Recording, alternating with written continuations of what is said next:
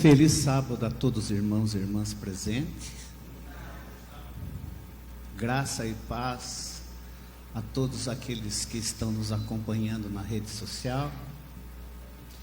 Hoje é o primeiro sábado de 2021, um ano cheio de esperança, para que neste ano possamos, quem sabe, efetuar a vacinação de todas as pessoas, porque a vacina já existe, isso nós louvamos a Deus, e voltarmos à nossa vida normal. Bom, a lição desse trimestre, queridos irmãos e irmãs, o autor dela é o Dr. Roy Gaine.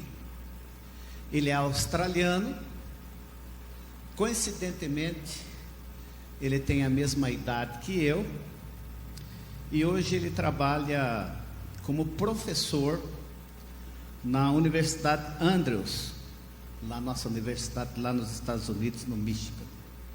Nós já estudamos essa lição, tá? Foi em 2004, é o mesmo autor, tá? Já estudamos. Os assuntos estão divididos de forma semelhante. Existem algumas alterações. A ênfase nesse trimestre é um pouco diferente da ênfase que foi feita no ano de 2004. Mas é um livro que é muito oportuno estudarmos. Não é um livro fácil, vai requerer da gente um pouco mais de atenção, reflexão, mas é, na minha opinião, um dos maiores livros da Bíblia. E antes de nós começarmos a refletir sobre a introdução do livro do profeta Isaías, vamos orar pedindo que o Espírito Santo esteja conosco nos momentos que se seguem. Feche seus olhos. Pai amado, nós te somos gratos pela oportunidade que nos concede nesse primeiro trimestre de 2021 a possibilidade de refletirmos nesse livro tão especial, tão cristocêntrico, tão messiânico como é o livro do profeta Isaías. Rogamos que nos abençoe agora ao refletirmos sobre a introdução da lição e também durante todo o trimestre, para que possamos tirar lições preciosas para a edificação da nossa fé e o crescimento da tua igreja. Abençoa-nos através do teu Santo Espírito, nós o pedimos em nome de Jesus. Amém. Muito maior do que dizem. Então ali foi o auge da prosperidade do reino de Israel em todos os sentidos, né? Depois o reino se dividiu, mas o fato do reino ter se dividido em reino do norte e reino do sul, ou Judá e Israel, ou Efraim, como alguns textos dizem, não significa que não houve períodos de prosperidade. Por exemplo, antes do cativeiro assírio,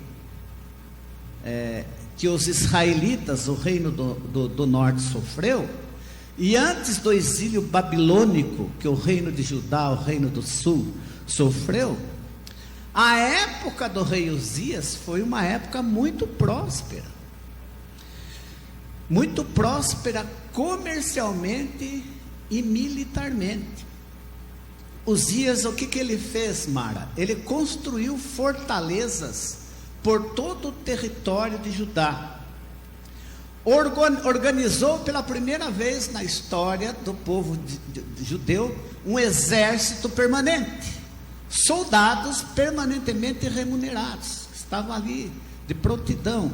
Isso impedia qualquer invasão dos seus inimigos de forma descuidada. Eles sempre estavam lá. E ele também estabeleceu um porto no Mar Vermelho. E esse porto no Mar Vermelho e aumentou sobremaneira o comércio com as outras nações, Altair. E Judá começou a desfrutar da prosperidade material, bem economicamente, com um exército para protegê-los, e infelizmente, por causa de um conceito teológico errado, que é o conceito da teologia da prosperidade, que não é um conceito bíblico, que infelizmente perdura até hoje.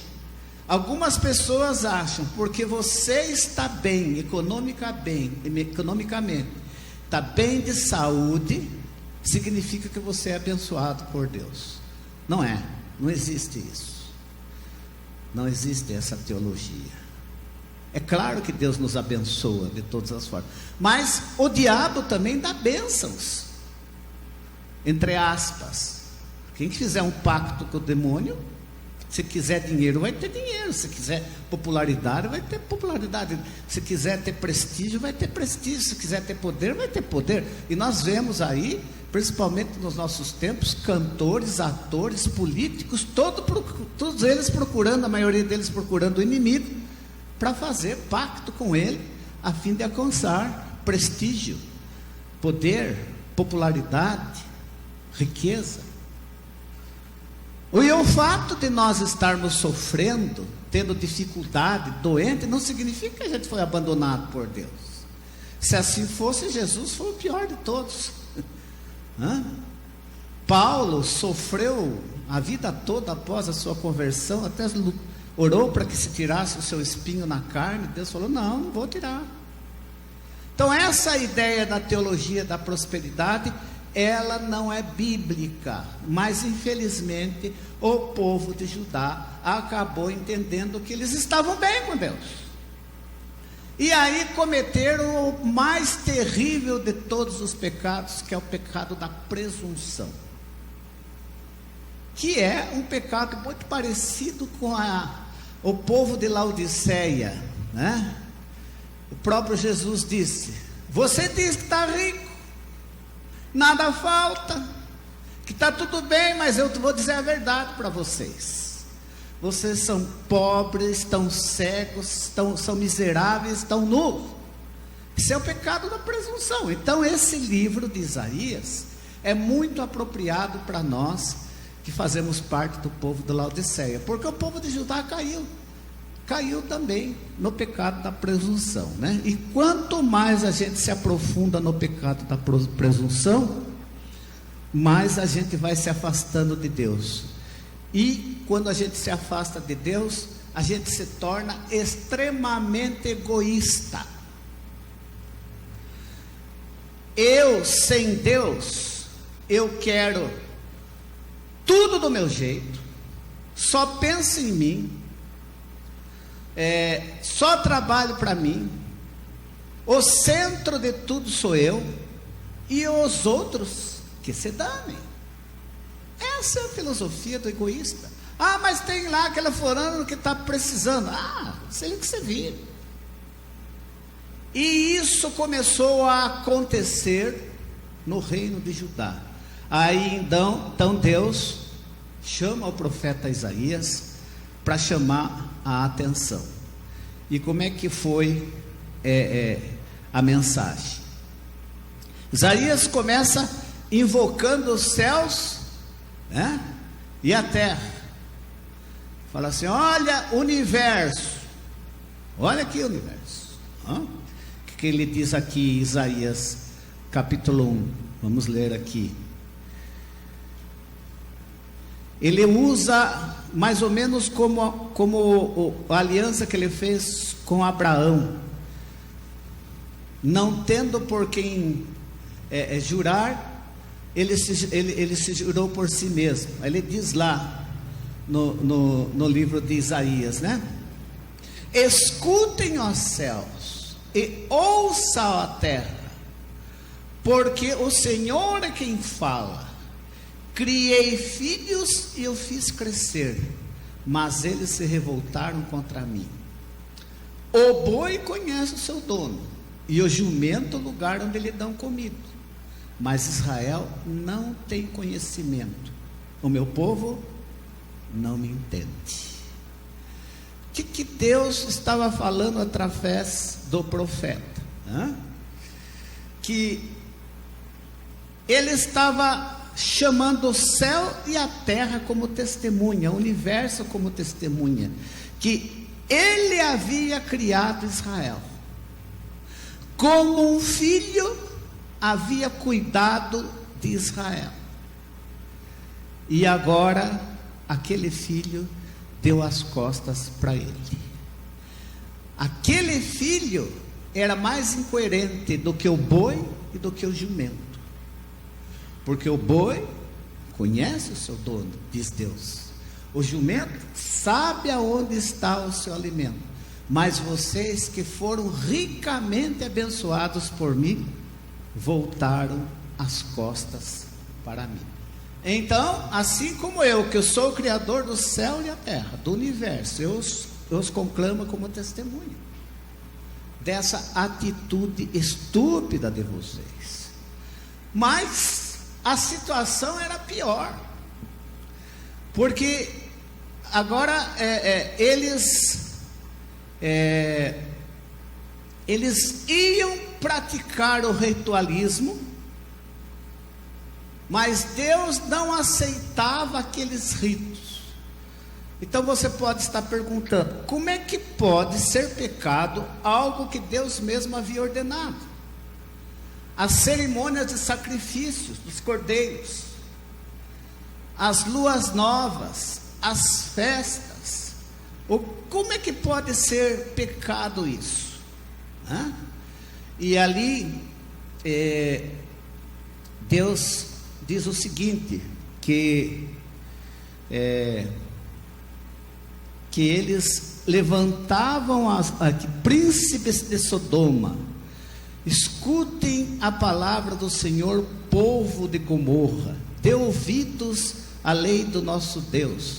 O Senhor diz: de que me serve a multidão do sacrifício que vocês me oferecem? Estou farto dos holocaustos de carneiros e da gordura de animais cevados. Não me agrado do sangue de novilhos, nem do cordeiro de bodes. Quando comparecem diante de mim, quem requereu de vocês esse pisotar em meus atos? No versículo 15: quando vocês estendem as mãos, eu fecho os olhos. Sim, quando multiplica as suas orações, não as ouço, porque as mãos de vocês estão cheias do sangue. Entre o judeu no templo, e até hoje, é muito comum, ao eles fazerem oração, eles levantam as duas mãos levantadas.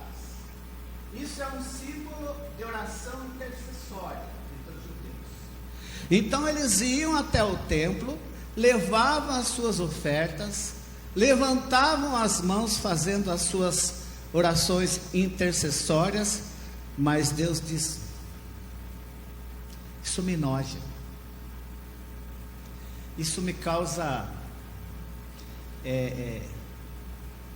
ânsia de vômito, isso me traz um mal-estar, porque vocês fazem todo esse ritualismo, mas por dentro vocês estão podres do pecado.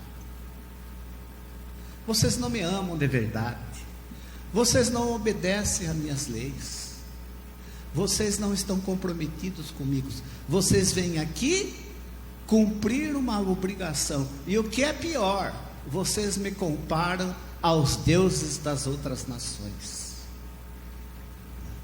Ao fazer isso, vocês me colocam no mesmo nível dos deuses das outras nações. E eu fiquei pensando, irmãos e irmãs, que falei assim: puxa vida, uma coisa que me assusta é que você pode estar fazendo certo e pecando. O povo ia no templo, cumpria a obrigação dele, levava as suas ofertas, fazia as suas orações, mas Deus não aceitava. Por quê?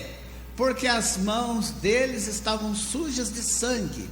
Que uma coisa que me impressionou aqui, que às vezes a gente lê, mas quando a gente faz para alguém alguma coisa, a gente está fazendo para o próprio Deus. Quando a gente deixa de fazer alguma coisa para alguém, a gente está deixando de fazer para o próprio Deus. E Jesus foi muito claro no capítulo 25 de Mateus, quando ele conta a parábola ali do grande julgamento, quando ele põe um grupo à esquerda e um grupo à direita. Da direita ele diz: bem-vindo, benditos meu Pai, possuí por herança o reino que está preparado para vós, porque tive fome e deste comer, tive sede. E aquele grupo vai dizer: mas quando que nós fizemos isso? Todas as vezes que vocês fizeram para um dos meus pequeninos, a mim o fizeram. Agora o outro grupo vai dizer: olha, vocês não vão entrar, porque quando eu tiver fome, vocês não deram de comer. Mas quando nós deixamos de fazer isso, Senhor?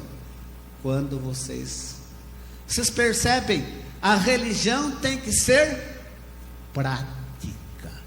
Uma religião que não resulta em obediência não pode ser uma religião eficiente. Eu me lembro que quando eu era criança, aqui em Tatuí, não havia supermercados assim. O primeiro supermercado aqui foi o SESI, né, que apareceu. Mas quando eu era criança aqui, comprava-se muito nos armazéns com a caderneta. Alguém já comprou com caderneta no armazém? Muito bem. Quando um vendedor sabia que o seu cliente era crente, como costumia dizer, ele vendia de olhos fechados. Por quê? Porque os crentes, eles eram corretos. Você via na vida dos crentes uma vida de acordo com aquilo que eles professavam. Aqui na nossa igreja tinha a irmã Cedúlia, o vô Oscar, que toda a cidade conhecia como homem e mulher de Deus, que ajudavam inúmeras pessoas, que faziam muita coisa. Então era a igreja do Oscar, a igreja da Cedúlia.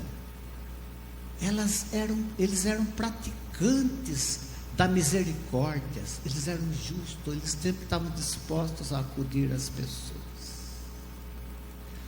Hoje já não dá para fazer assim, né?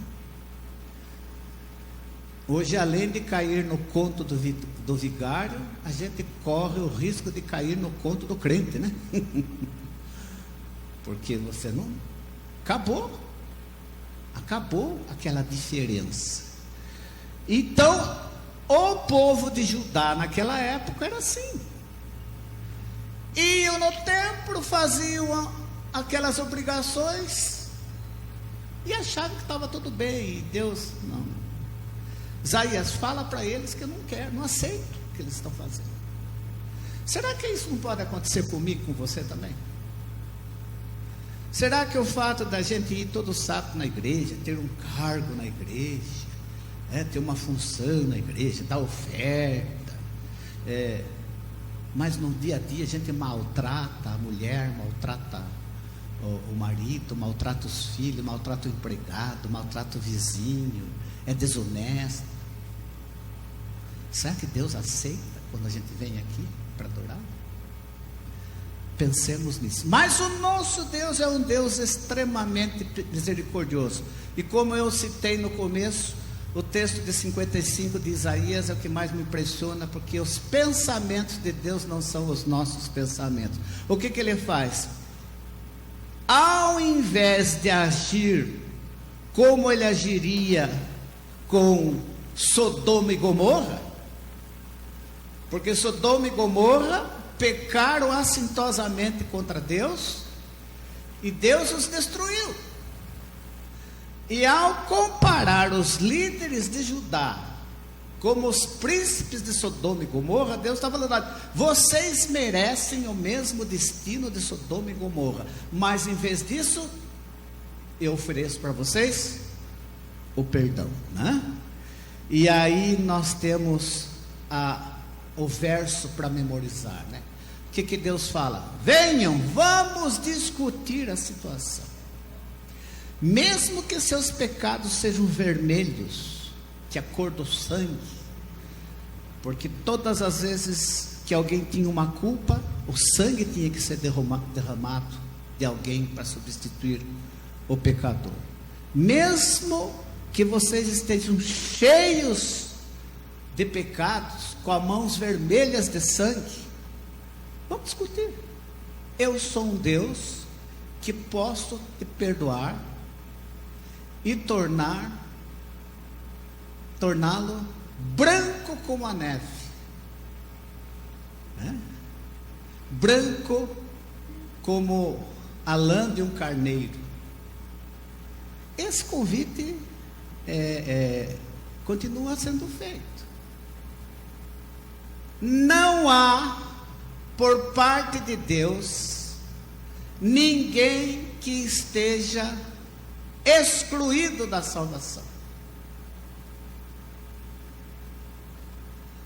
Deus não desiste de ninguém, irmãos. É nós que desistimos dele. Deixa bem claro isso. A Bíblia diz bem claro. Quem desiste da salvação, quem abandona a salvação, quem recusa o convite da salvação, somos nós, porque Deus está sempre com a mão estendida. Venha, vamos conversar, vamos mudar a vida, vamos viver o processo do arrependimento como Davi. Davi fala dessa sua experiência no Salmo 51. Ele diz: pequei contra ti somente. Ele pecou contra Batseba. Ele mandou matar o marido de Batseba, Urias. Ele traiu a confiança do pai e do avô de Batseba. Mas ao fazer isso para essas pessoas, ele estava fazendo para o próprio Deus. Todas as vezes que eu cometo uma injustiça com qualquer um de vocês, ou com qualquer pessoa, eu estou primeiramente cometendo um pecado contra Deus.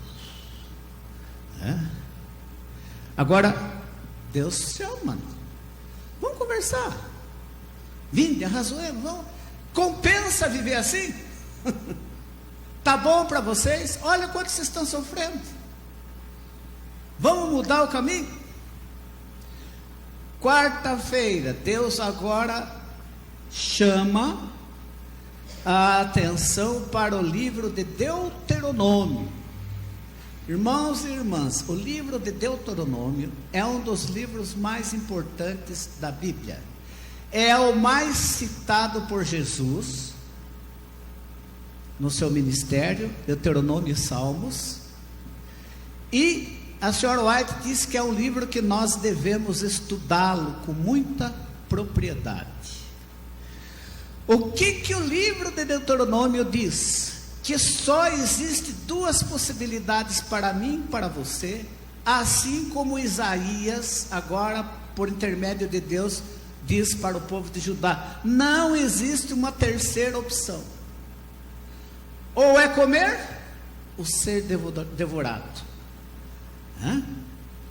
O livro de Deuteronômio, ele tem 5 discursos feitos por Moisés.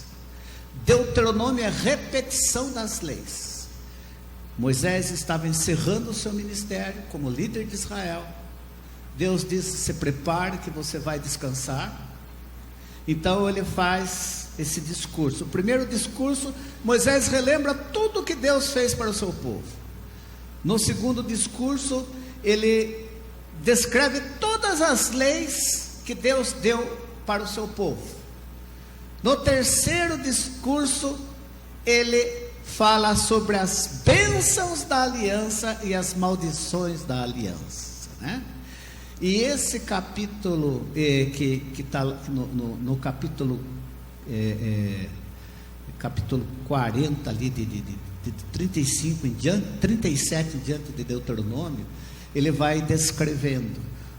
Bendito será quando entrar, bendito será quando sair, bendito, e vai descrevendo uma inúmera tipos de bênçãos para aqueles que obedecem a Deus. Aí ele faz a contrapartida. No entanto, se vocês se afastarem de mim, desobedecerem, ele vem, maldito será quando entrar, maldito será quando sair, e descreve. Não existe terceira opção para mim e para você, como não existia para Judá. Ou a gente come, ou é devorado. E ali, através de Isaías, Deus fala: se vocês recusarem, sendo rebeldes, serão devorados pela espada. No final, a escolha é de quem? Nossa. A escolha é minha, a escolha é sua. Finalmente, aqui no capítulo 5 de Isaías, Deus descreve numa linguagem agrícola muito comum entre os judeus aquilo que ele esperava. Ele compara, e essa imagem é muito forte nas Sagradas Escrituras, compara Israel com uma vinha. A vinha é ainda hoje a fruta mais popular na região da Palestina.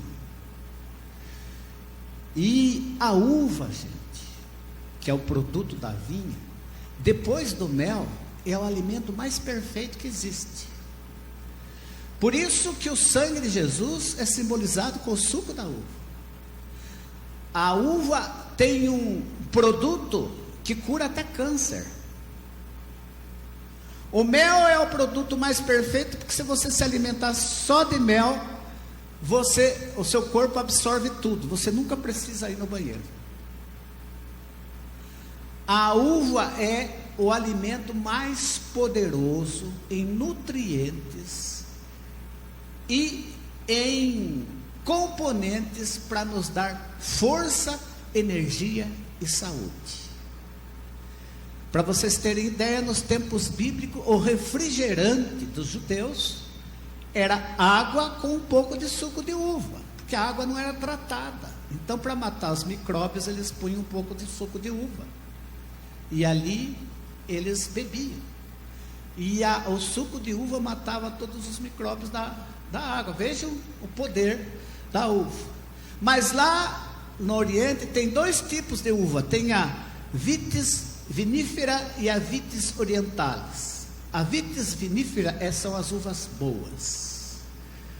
E eu consegui comprar para esse fim de ano uma caixa de uva que veio de São Miguel. Nossa, que uva deliciosa, não, Eduardo? Puxa, mais uma uva cacá, mas uma delícia. E Deus esperava que o seu povo, o povo de Judá, como uma vinha plantada por ele pôs ali a torre na vinha, pôs o lagar, cercou tudo direitinho, protegeu a vinha. Ele esperava que o resultado fosse uvas boas, mas Deus foi lá e viu que o resultado foram uvas bravas, a vitis orientalis. E eu fiquei: o que é uva brava, né? Vocês sabem que eu sou curioso, eu fui pesquisar. Uvas orientalis, que essas uvas bravas que estão só lá na Palestina, são uvas negras, secas, pequenas, extremamente ácidas, né? Que não tem nenhum valor comercial e que só serve para fazer vinho fermentado. Pinga, aguardante, essas coisas. Então, olha a comparação de Deus. Eu esperava, com as bênçãos que eu tenho para vocês, que vocês produzissem uvas. Olha que vocês deram, uvas bravas. E aqui fica o autor da lição, o pastor Gaine. Ele diz o seguinte: que se rejeitarmos persistentemente os apelos de Deus por meio do seu Espírito, a situação pode ficar finalmente irreversível. Existe aquele pecado do ponto sem retorno, onde as pessoas vão longe demais, que não conseguem voltar-se para Deus. Deus nunca desiste de nós, mas nós podemos ir tão longe de Deus, que pode ser difícil a gente retornar, né? Na sexta-feira tem um comentário de Ellen White, que dá uma descrição sobre algumas características que viviam o povo de Judá durante esse ministério de Isaías. Ele diz Ellen White, que o povo havia perdido a sabedoria e pervertido o seu entendimento. Via só que estava perto. Viviam só para este mundo. Só para este mundo. Diz ela ainda que moviam-se de maneira inquieta e incerta, procurando apagar da sua mente, a sua vida abençoada que desfrutavam anteriormente com Deus. Mergulhavam em todo tipo de loucura e presunçosa imprudência, e se aprofundavam na culpa. Sabem o que aconteceu? Veio para Judá o cativeiro babilônico. Na próxima semana nós vamos estudar a crise de liderança. E isso é uma admoestação, uma advertência para nós que somos líderes. Os líderes têm muita responsabilidade diante de Deus, gente. Nós que estamos na liderança da igreja vamos ser cobrados por Deus. Isso nós precisamos diariamente entender isso. Muito mais do que o membro normal da igreja, os líderes serão cobrados. Que Deus nos abençoe.